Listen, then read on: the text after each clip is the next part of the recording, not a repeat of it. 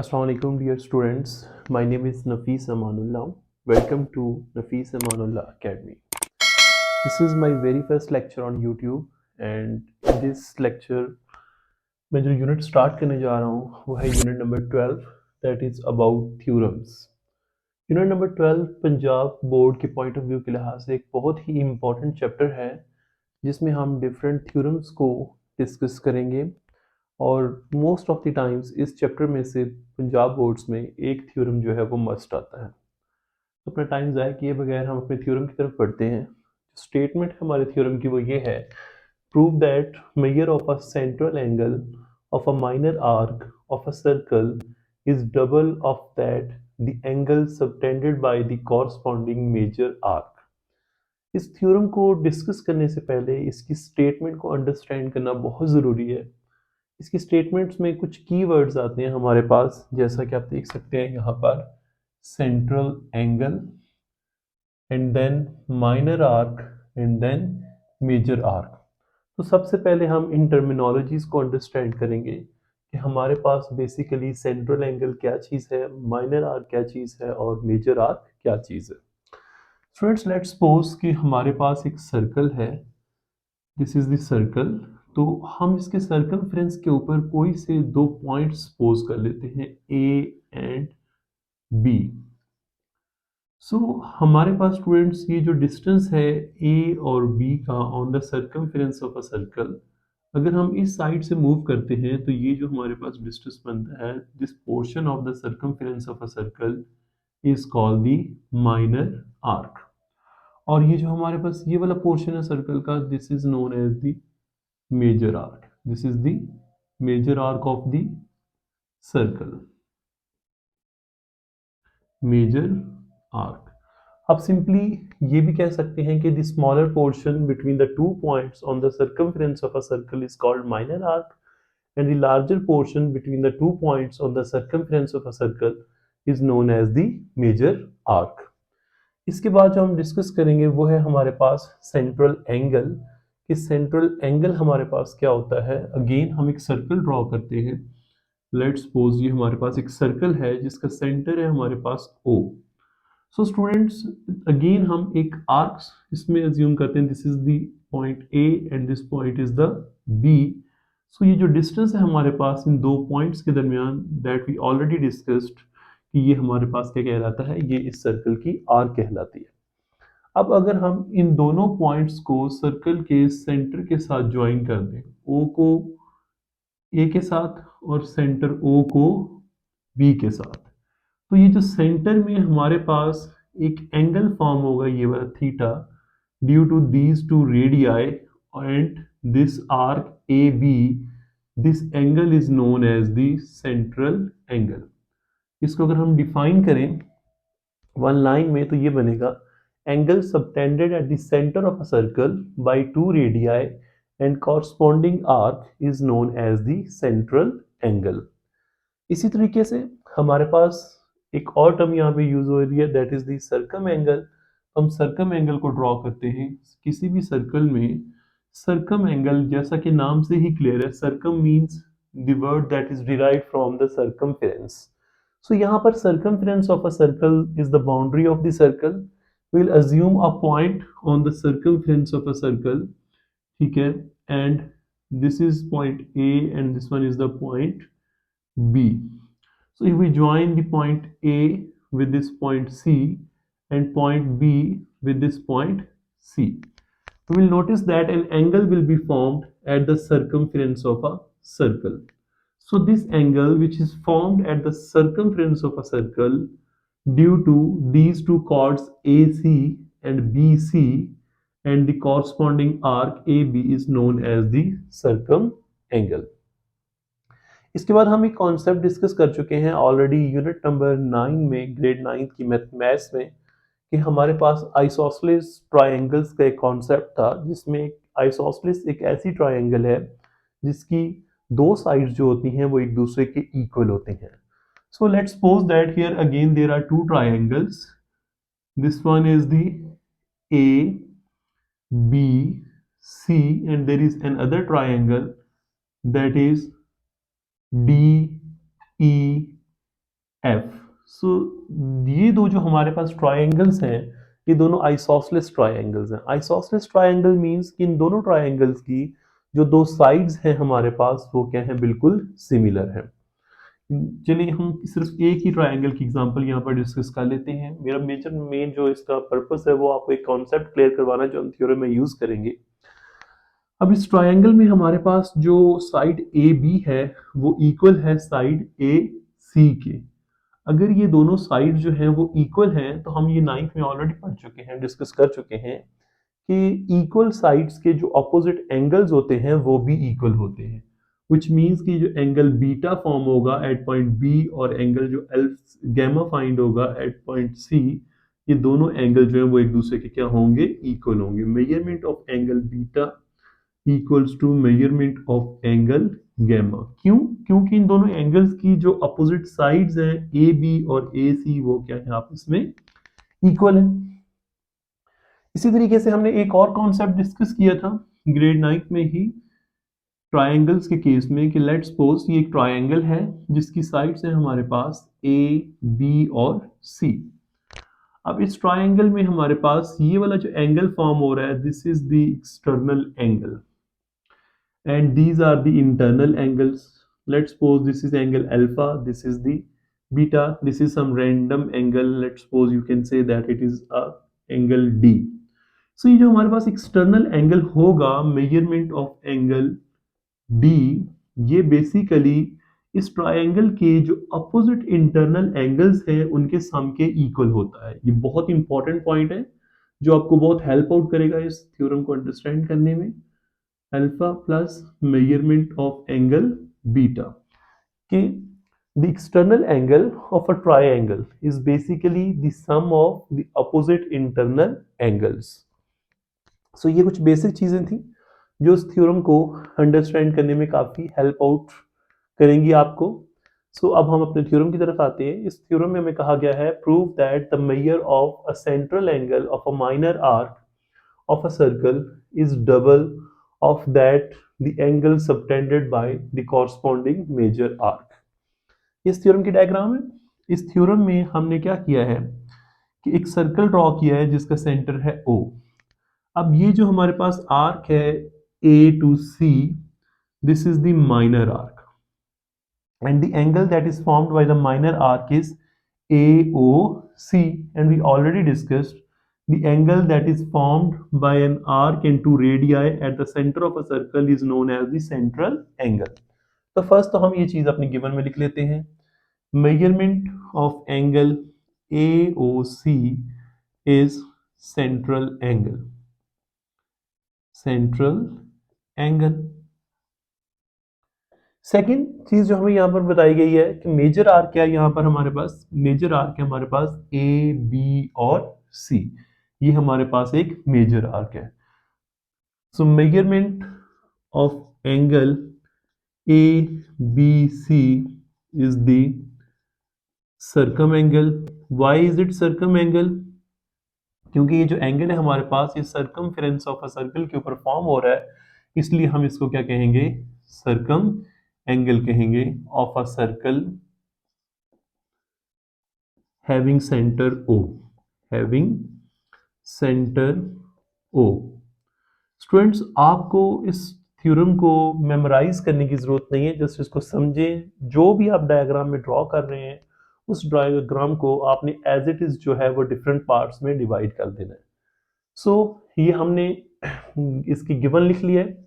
Second step होता है हमारे पास कि हमने जो प्रूव करना है हम वो इसमें लिखेंगे टू प्रूव। प्रूफ हमने ये करना है स्टेटमेंट से ही जैसे क्लियर है, वो कह रहे हैं कि angle central angle of a minor arc AC है, इसका सेंट्रल एंगल AOC है।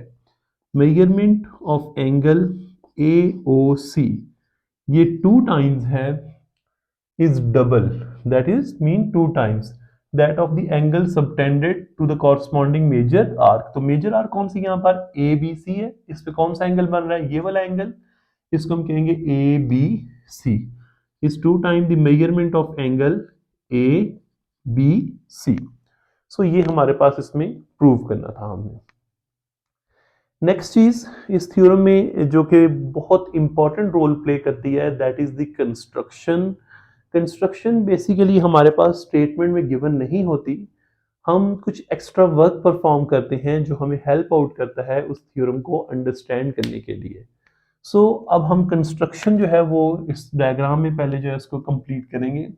We will join the point B with O like this, and then we will produce it to meet it at point D। हम इसको produce करेंगे आगे further और इसको D से ज्वाइन कर देंगे। अब आप यहाँ पे ऑब्जर्व कर सकते हैं कि हमारे पास दो ट्राइंगल्स फॉर्म हो रही हैं। एक ट्राइंगल है हमारे पास AOB और एक ट्राइंगल है हमारे पास COB। इनके एंगल्स मेजर कर लेते हैं। दिस इज मार्क कर लेते हैं, this is angle 1, this is the angle 2, this one is the angle 3 and this one is the angle 4, this one is 5, this one is the 6। अब construction में आपने अपनी तरफ से कोई एक्स्ट्रा चीज नहीं लिखनी, जो भी आपने यहाँ पर कंस्ट्रक्शन परफॉर्म की है सेम एज इट इज हम उस कंस्ट्रक्शन को यहाँ पर जो है वो लिख देंगे। हमने क्या किया यहाँ पर कंस्ट्रक्शन में, हमने कहा है कि draw join point B with O. सो यहाँ लिख देते हैं हम join point B with O and produce it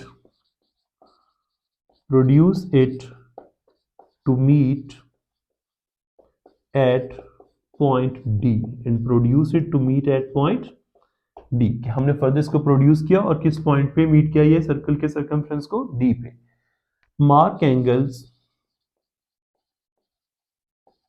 angles as angle 1, angle 2, angle 3, angle 4, angle 5 and angle 6।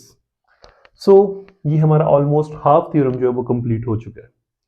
अब इसके हम सबसे इंपॉर्टेंट सेक्शन की तरफ आते हैं, that is the statements and reasons. हम इसमें बेसिकली ये प्रूफ करना होता है सर्कल में जो स्टेटमेंट दी है उसको, तो उसके लिए हम कुछ स्टेटमेंट्स लिखते हैं, फिर हम उनकी रीजन देते हैं कि Y these statements are equal और why are we writing these statements। so सबसे पहले तो यहाँ पर देखें कि जो हमारे पास मेजरमेंट ऑफ एंगल 1 है वो इक्वल होगा मेजरमेंट ऑफ एंगल 3 के। Measurement of angle 1 is equal to measurement of angle 3। This is equation number 1। हम इन दोनों एंगल्स को इक्वल क्यों पुट कर रहे हैं, जैसा मैंने ऑलरेडी आपको एक्सप्लेन किया कि आइसोसेलेस ट्रायंगल में दो साइड्स इक्वल होती हैं तो उन साइड्स के जो अपोजिट एंगल्स होते हैं वो भी इक्वल होते हैं। तो यहाँ पर ये जो हमारे पास ट्रायंगल बन रही है AOB, इसमें ये जो साइड ए हो है ये भी रेडियस ऑफ अ सर्कल है और OB भी रेडियस ऑफ अ सर्कल है, तो ये दोनों साइड्स इक्वल हैं। तो इस साइड का अपोजिट एंगल 1 है और AO साइड का अपोजिट एंगल 3 है। तो किसी भी इक्वल साइड के जो अपोजिट एंगल होते हैं वो इक्वल होते हैं। हम यहां पर रीजन देंगे opposite angles of equal sides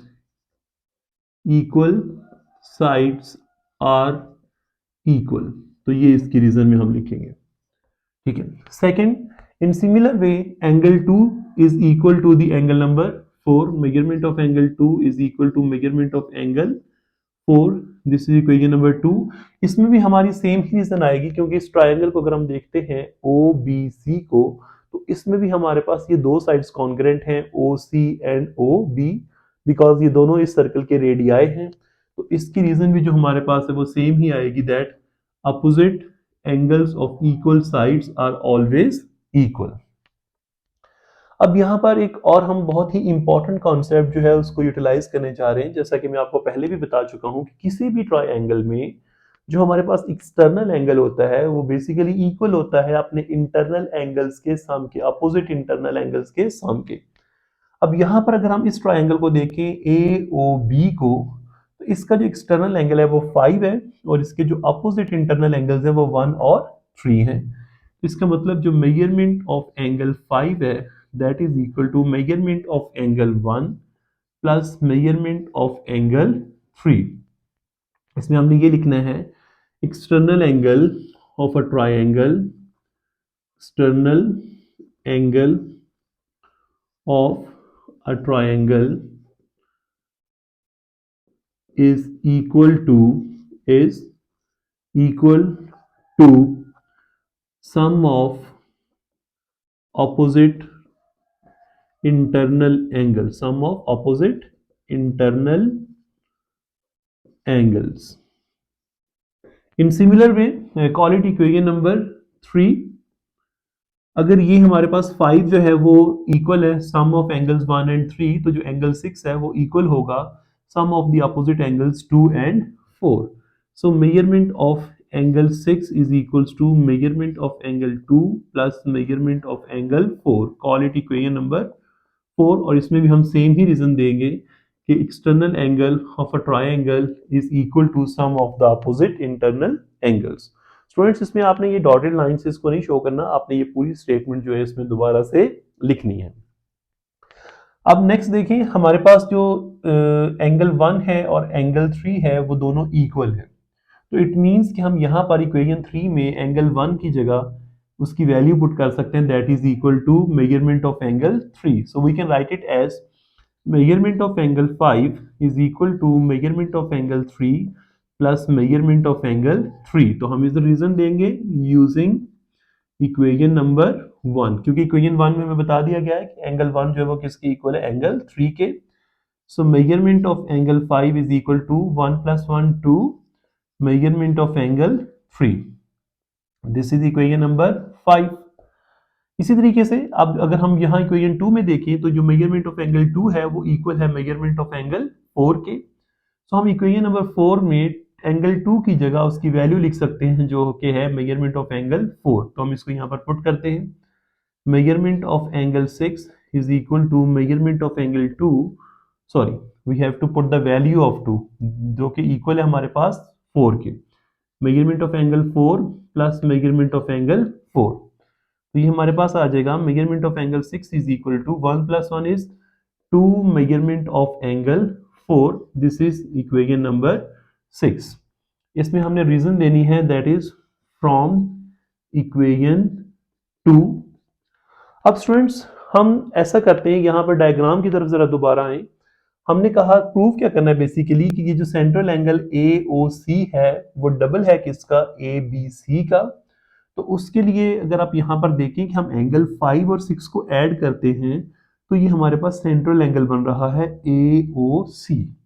इसी तरह से अगर हम एंगल 3 और 4 को ऐड करते हैं तो ये हमारे पास सर्कम एंगल बन रहा है AB और C. तो हम इक्वेशन 5 और इक्वेशन 6 को ऐड कर लेते हैं तो ये हमारे पास आएगा measurement of angle 5 plus measurement of angle 6. Right side में राइट साइड ऐड हो जाएगी, लेफ्ट साइड में लेफ्ट साइड ऐड हो जाएगी, is equal to 2 measurement of angle 3 plus 2 measurement of angle 4. इसके सामने हम रीजन मेंशन करेंगे adding equation number 5 and 6. But देखिए measurement of angle 5 plus measurement of angle 6, 2 common ले लेते हैं साइड से हम, ये बन जाएगा हमारे पास measurement of angle 3 plus measurement of angle 4. जैसा कि मैं आपको पहले ही बता चुका हूं कि 5 और 6 अगर हम इन दोनों को ऐड करते हैं तो ये मिलके सेंट्रल एंगल बनता है जो कि बनता है हमारे पास AOC. तो हम इस 5 और 6 की जगह लिख लेते हैं measurement of angle AOC equals to 2 and 3 और 4 को ऐड करेंगे तो ये सर्कम एंगल बनेगा ABC equals to 2 measurement of angle ABC. So students ये हमारे पास जो है हमने प्रूव करना था जो कि हमने यहाँ पर कंप्लीट कर दिया है. सो आप देख सकते हैं जैसा कि स्टेटमेंट देख के समटाइम स्टूडेंट्स बहुत परेशान हो जाते हैं कि शायद कोई बहुत ही मुश्किल सा थ्योरम है, बट अगर आप इसको कॉन्सेप्ट के साथ समझें, इसके अंदर जो टर्मिनोलॉजीज यूज हो रही हैं उनको अंडरस्टैंड करें, तो उसके बाद इस थ्योरम को सॉल्व करना या इस थ्योरम को याद करना आपके लिए कोई ऐसा मसला नहीं होगा. मैं उम्मीद करता हूँ कि आपको ये थ्योरम जो है वो अच्छे से समझ आ गया होगा. तो यही आज का हमारा लेक्चर था. Thank you so very much.